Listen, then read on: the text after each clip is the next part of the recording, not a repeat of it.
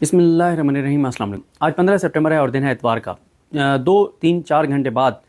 یہ بات سامنے آ جائے گی کہ آج آئینی ترمیم کا بل پیش ہوتا ہے یا نہیں ہوتا، اور آج ووٹنگ ہوتی ہے نہیں ہوتی، کیونکہ میں اس سے پہلی ویڈیو میں بتا چکا ہوں پی ٹی آئی اور مولانا فضل الرحمان صاحب کے درمیان ملاقات کی اندرونی کہانی سے پہلی ویڈیو میں بتا چکا ہوں۔ اب ذرا اس بات پہ آتے ہیں کہ پی ٹی آئی کے کن لوگ، کون سے لوگ ہیں پی ٹی آئی کے جن کے اوپر پی ٹی آئی کو بھی شک ہے اور کہ وہ ٹوٹ سکتے ہیں، اور وہ کیوں ٹوٹ سکتے ہیں۔ ایک چیز میں آپ کو ذرا تفصیل کے ساتھ بتانا چاہتا ہوں، اور میں نے بھی اپنی کسی ویڈیو میں اتنی تفصیل سے اس پہ بات نہیں کی، کہ جب پی ٹی آئی 8 فروری کے انتخابات کے بعد پی ٹی آئی نے یہ فیصلہ کیا کہ ہمارے تمام، کیونکہ سب آزاد تھے، سب کو آزاد ڈکلیئر کیا گیا تھا اور فیصلہ کیا گیا کہ سب نے سنی اتحاد کونسل میں جانا ہے۔ پہلے ایم ڈبلیو ایم کا تھا، پھر سنی اتحاد کونسل کا تھا۔ سنی اتحاد کونسل کا جو ہے وہ ٹکٹ بھی ایکسیپٹ نہیں ہوا تھا۔ خیر، الیکشن کے بعد سب نے کہا کہ سنی اتحاد کونسل میں جانے۔ جب سنی اتحاد کونسل میں جانے کا ٹائم آیا تو 8 جو ہے وہ پی ٹی آئی کے حمایت یافتہ 7، اور یہ 8ویں جو ہیں یہ ہیں جو باجوڑ سے مبارک زیب صاحب ہیں۔ یہ ظاہر ہے پی ٹی آئی کے وہاں پہ گلظفر صاحب تھے اور جیت یہ گئے، کیونکہ ان کے بھائی جو ہیں وہ ریحان زیب صاحب وہ شہید ہوئے، اور پھر ووٹ ان کو پی ٹی آئی کا ہی پڑا۔ تو یہ ٹوٹل جو ہے وہ، یعنی ان کے علاوہ 7 پی ٹی آئی کے لوگ ایسے تھے جو بالکل پی ٹی آئی کے یعنی حمایت یافتہ تھے، نامزد تھے، ٹکٹ ہولڈر تھے، اور پی ٹی آئی کے ووٹ پہ وہ جیتے، لیکن انہوں نے جو سرٹیفکیٹ ہے وہ انہوں نے بیان حلفی جو ہے وہ سنی اتحاد کونسل میں شامل ہونے کا نہیں دیا تھا۔ جب وہ ٹائم گزر گیا تو وہ آزاد ڈکلیئر ہو گئے۔ اب وہ جو ہیں وہ اس اسمبلی کے اختتام تک آزاد ہی رہیں گے، اب وہ کسی پارٹی میں نہیں جا سکتے۔ وہ جو 41 کا معاملہ ہے نا وہ الگ ہے، ان کو سپریم کورٹ نے ٹائم دیا تھا، یہ ان 41 سے ہٹ کے ہیں۔ اچھا، یہ کیونکہ آزاد ہیں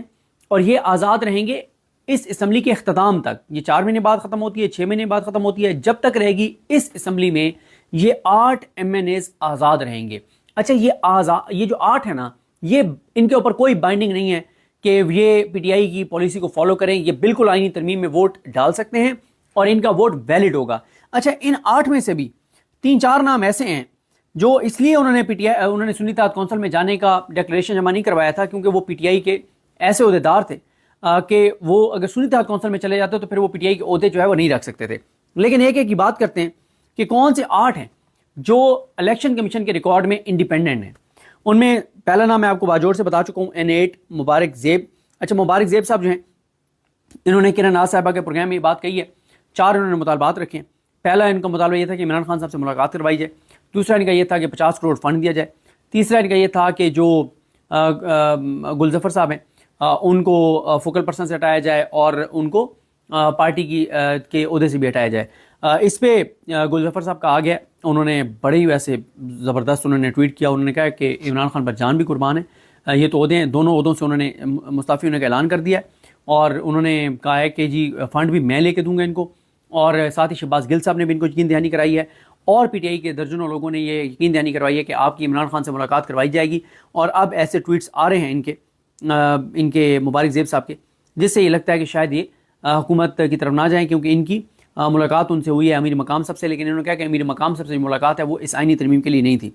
اس کے بعد آ جائیں جو دوسرے الیکشن کمیشن کے ریکارڈ میں آزاد ڈکلیئرڈ ہیں، وہ گور علی خان صاحب ہیں۔ بیرسٹر گور صاحب یہ بنیر سے N10 سے بنیر سے یہ منتخب ہوئے تھے، لیکن یہ اس لیے سنی اتحاد کونسل میں نہیں گئے تھے کیونکہ انہوں نے پی ٹی آئی کا چیئرمین بننا تھا، تو اگر یہ سنی اتحاد کونسل میں چلے جاتے تو پھر یہ پی ٹی آئی کے چیئرمین نہیں بن سکتے تھے۔ تو یہ یعنی اب تک اوپر ایک ہے یہ مبارک زیب صاحب، جو اگر آئینی ترمیم میں حکومت کا ساتھ دیتے ہیں تو ان کا ووٹ کنسیڈر ہوگا، شمار ہوگا، کاؤنٹ ہوگا، کنسیڈر نہیں بلکہ شمار ہوگا، باقاعدہ وہ ایک ووٹ ہوگا ان کا۔ اچھا، اس کے بعد تیسرے جو آزاد ہیں الیکشن کمیشن کے ریکارڈ کے مطابق وہ علی اصغر خان صاحب ہیں۔ NA16 ایبٹ آباد سے یہ منتخب ہوئے تھے، اور یہ بھی پی ٹی آئی کے کیونکہ عہدیدار ہیں اس لیے یہ سنی اتحاد کونسل میں نہیں گئے تھے، یہ بھی یعنی پی ٹی آئی کے ساتھ ہیں، ان کے کوئی چانسز نہیں ہے کہ یہ ووٹ جو ہے وہ حکومت کے حق میں دے دیں، قاضی فائزہ کے حق میں دے دیں۔ اس کے بعد NA18 ہری پور سے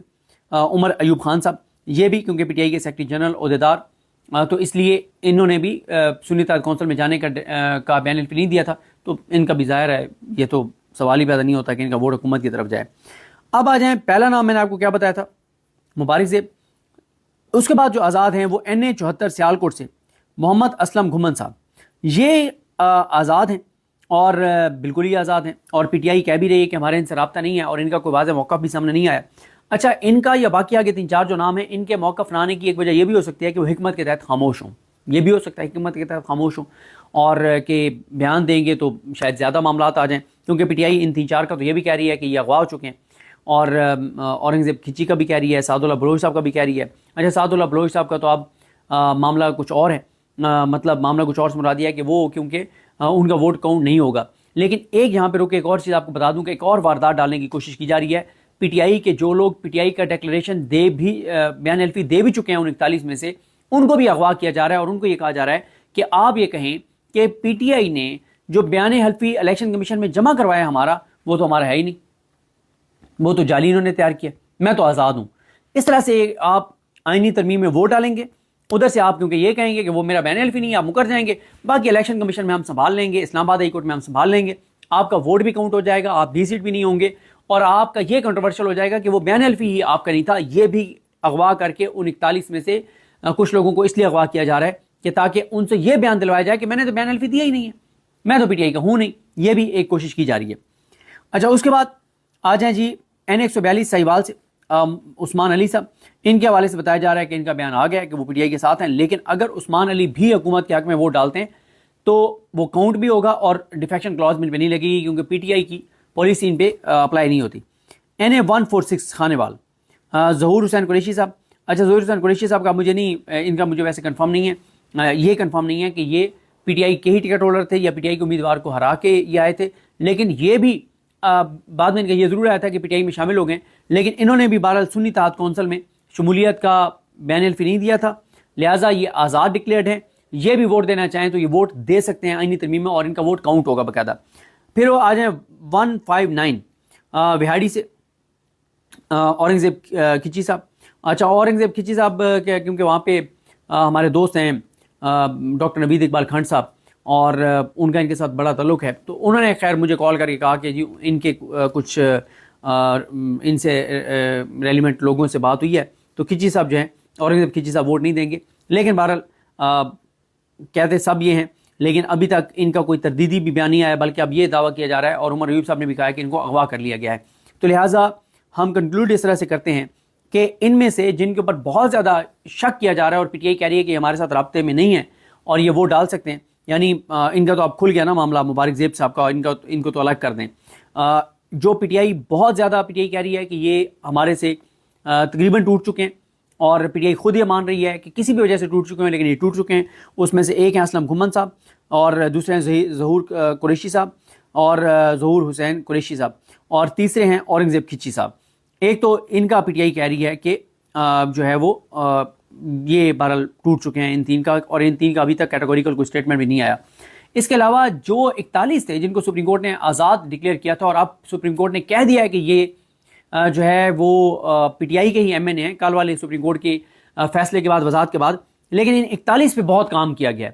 اور ان میں سے کچھ نام میں ایسے لوں گا جو آپ کو پتہ ہے کہ وہ سوال ہی پیدا نہیں ہوتے جو جائیں، لیکن کچھ کے اوپر انہوں نے برداشت کیا، اور 1 2 3 ان میں سے ایسے ہیں جن کے اوپر بھی پی ٹی آئی کا یہ ایک خیال ہے کہ وہ مان گئے تھے کہ ٹھیک ہے ہم آزاد ہیں، ابھی تک ہمیں الیکشن کمیشن نے نوٹیفائی نہیں کیا پی ٹی آئی کا، تو ہم ووٹ ڈال دیتے ہیں۔ یہ دعویٰ پی ٹی آئی والے خود کہہ رہے ہیں، لیکن میں 41 کے جلدی نام لے دیتا ہوں۔ ان کے اوپر بہت کام ہوا ہے اور ابھی بھی کام ہو رہا ہے۔ ان میں سے کچھ لوگوں کو اغوا کیا گیا ہے اور کیا جائے گا۔ ان کو یہ کہا جا رہا ہے کہ آپ نے دے دیا بیان حلفی، لیکن آپ مکر جاؤ، کو میں نے تو بیان حلفی دیا ہی نہیں ہے، وہ تو جھوٹا بیان حلفی ہے، اور اس طرح سے آپ ووٹ ڈالو گے، ووٹ کاؤنٹ ہو جائے گا۔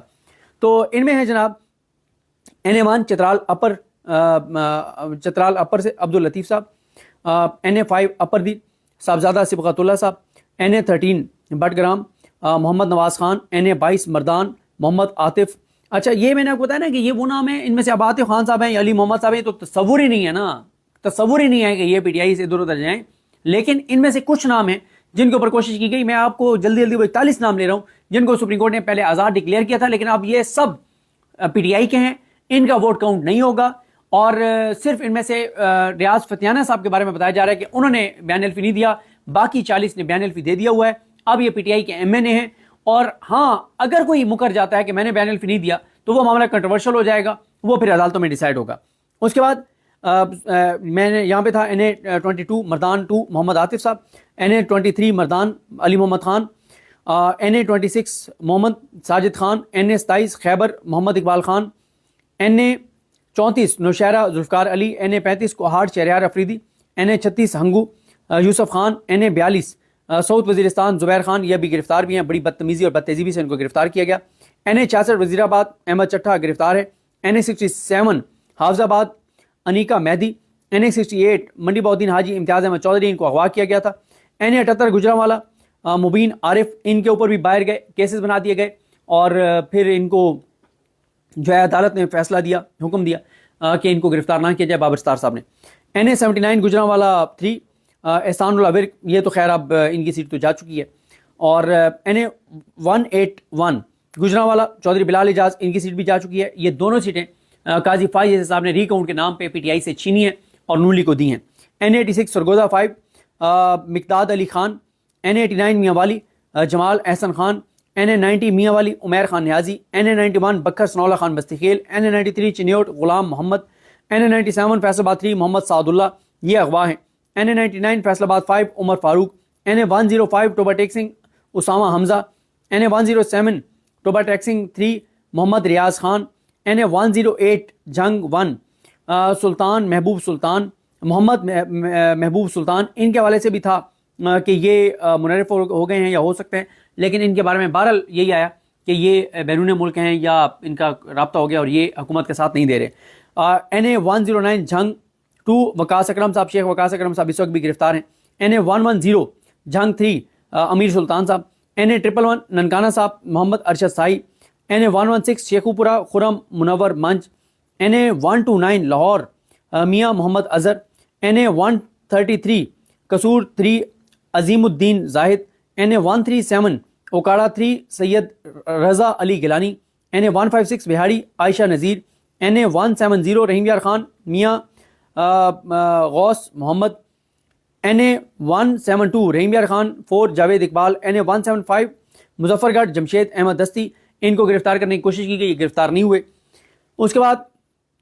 NA 177 मुजफ्फरगढ़ 3 मोहम्मद मौज़म अली खान, NA 180 कोटद्दू 2 फयाज हुसैन छजड़ा, इनके वाले से भी दावा किया गया और इनके बेटे को अगवा भी किया गया था। NA 183 तौसा ख्वाजा शराज महमूद। देखें, इनमें से बहुत से नाम आपने सुने, जो खुद अगवा हुआ या उसके बच्चों में से कोई अगवा हुआ या किसी की बीवी बहन बेटी, ये सारे मामलात, इसलिए इनको अगवा किया गया। 41 में से 10 से 12 लोगों को या 8-10 लोग गिरफ्तार किए गए हैं और इनको कुछ के फैमिली मेम्बर्स को अगवा किया गया। प्लान यही था कि ये 41 आज़ाद हैं, इन्हीं में से 10-12-13 लोगों को तोड़ के उनका वोट डलवाया जाएगा। मौलाना साहब मान गए तो फिर इनमें से 3 से 4 तोड़ लेंगे, 5 तोड़ लेंगे। मौलाना साहब ना माने तो फिर इनमें से 10-12 तोड़ लेंगे। कुछ वो जो पहले जो आज़ाद डिक्लेयर्ड हैं वो जाएंगे। इस तरह से आईनी तरमीम हो जाएगी। अब सुप्रीम कोर्ट के फैसले के बाद इन 41 में से कोई भी वोट डालेगा उसका वोट काउंट नहीं होगा, सिवाय रियाज फतेहाना साहब के, लेकिन उनका बताया गया कि वो बैरून मुल्क हैं। अब ये वोट डालेंगे भी तो काउंट नहीं होगा, इसलिए इनकी हद तक चीज़ें क्लोज हो गई हैं। लेकिन अगर इनमें से 1, 2, 3 अगर वो ये कह देते हैं कि हमने तो बयान अल्फी दिया नहीं है, तो फिर ये मामला कंट्रोवर्शियल हो जाएगा, लेकिन मुतनाज़ हो जाएगा मामला। तो ये हैं वो नाम सारे जो मैंने आपके सामने रख दिए हैं। 41 का बार बार वजाहत कर रहा हूँ कि इन 41 के नाम बताने का मकसद सिर्फ ये है कि इनमें से 8-10 नाम तोड़ के और वोट डलवाने का प्लान था, जो कि अब बढ़ गया। लेकिन अगर इनमें से 1, 2 या 3 ये कह देते हैं कि हमने बयान अल्फी नहीं दिया था और वो जाली है, फिर ये कंट्रोवर्शियल हो जाएगा। और अगर इनसे वोट डलवा दिया गया तो फिर इनका वोट जो है वो काउंट होना है, वो हुकूमत तो कर लेगी, स्पीकर कर लेगा, लेकिन फिर अल्टीमेटली ये फैसला जाके सुप्रीम कोर्ट से होगा। मुझे अपनी दुआ में याद रखें। अलग सबका हामी नासरो। अल्लाह हाफिज़।